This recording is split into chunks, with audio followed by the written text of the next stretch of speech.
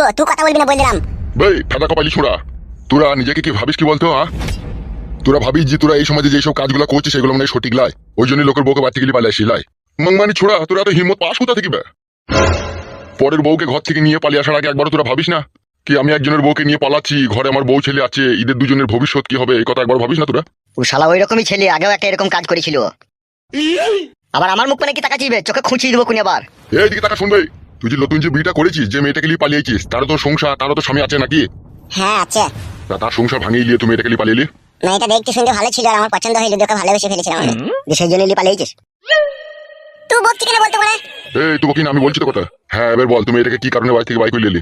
এর আবার কারণ আবার কি? এমএলএ সাহেব ভালোবেসেছে, মনে টান ছিল, ওই জন্য পালিয়েছি। মনে টান ছিল? কোন মনে টান ছিল তোর? এই তো এইরো। ওখানে কি রকম টান ছিল তোর? ওর কথা মনে পড়লে বুকের ভিতরে গপ গপ গপ গপ করতো, মনে হচ্ছে ফোঁড়া উঠেছে। ওই শালা, গপ গপ গপ গপ